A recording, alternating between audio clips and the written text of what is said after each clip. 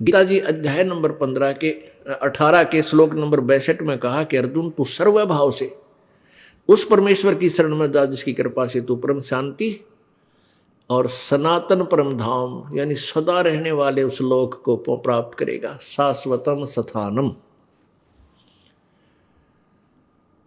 इससे भी सिद्ध हो गया कि गीता ज्ञान दाता से कोई और परमात्मा है, उसकी साधना से ही पूर्ण मोक्ष प्राप्त होता है, जन्म मृत्यु सदा के लिए समाप्त हो सकती है। और गीता ज्ञान, गीता में लिखी हुई विधि से भी जन्म मृत्यु यानी पूर्ण मोक्ष प्राप्त नहीं होता। लेकिन अन्य जो साधनाएं उस गीता से भी नीचे की अलग से कोई मंत्र दिए जाते हैं वो यूजलेस है, वो तो कति यूजलेस है। और गीता ज्ञान दाता के अनुसार साधना करने से ब्रह्म ओम की साधना, ओम नाम का जाप करने से ब्रह्म लोक प्राप्त होता है।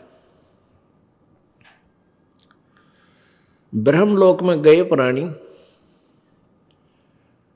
काफी वर्षों तक, बहुत वर्षों तक स्वर्ग में रह जाते हैं अपना पुण्य के आधार पर, भक्ति की कमाई के आधार से। और वो पुण्य समाप्त होने पर फिर दोबारा ब्रह्म लोक में गए हुए भी प्राणी फिर जन्म मृत्यु में आते हैं।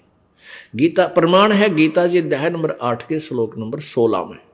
उसमें कहा कि ब्रह्मलोक पर्यंत सभी लोग पुनरावर्ती में हैं। सभी लोग यानी जो ब्रह्मलोक की साधना करके ब्रह्मलोक में चले गए ओम नाम के जाप से, तो वो भी पुनर आएंगे, जन्म मृत्यु होगी। और ये लोक नाशवान है, इनका भी पुनर्वर्ती होगी, इनका भी, ये भी डिस्ट्रॉय होंगे और फिर दोबारा कंस्ट्रक्शन होती रहेगी। फिर बताया है कि 18वें अध्याय के 62वें श्लोक में कहा है कि उस सर्वभाव से उस परमेश्वर की शरण में जा जिसकी कृपा से तू परम शांति और सनातन परम धाम को प्राप्त होगा। उस स्थान पर चला जाएगा जो कभी नाश में नहीं आता, जिसकी पुनरावृत्ति कभी नहीं होती।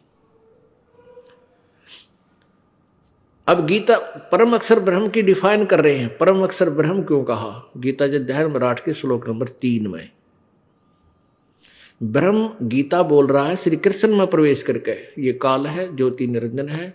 गीता जी अध्याय नंबर 11 के श्लोक नंबर 32 में ये स्वयं कहता है मैं काल हूं अर्जुन, सबको खाने के लिए, नष्ट करने के लिए अप्रवृत्त हुआ हूं।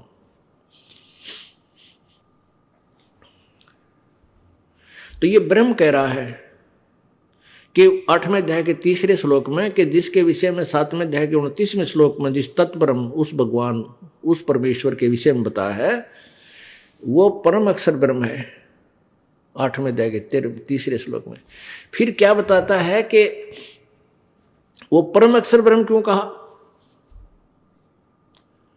परम देख, ब्रह्म माने भगवान, जैसे प्रभु माने स्वामी, राम कहो, प्रभु कहो, गॉड कहो, ईश कहो। ईश माने मालिक, स्वामी भगवान, ईश्वर जो इन भगवानों से भी श्रेष्ठ हो। इससे सिद्ध है कि ईश से ऊपर भी कोई और श्रेष्ठ प्रभु है। ईश्वर उसका स्वामी है, उसका मालिक है। और परमेश्वर यानी ईश्वर से भी श्रेष्ठ कोई और है, वो परमेश्वर जो है उसको परम अक्षर ब्रह्म कहते हैं, परमेश्वर को।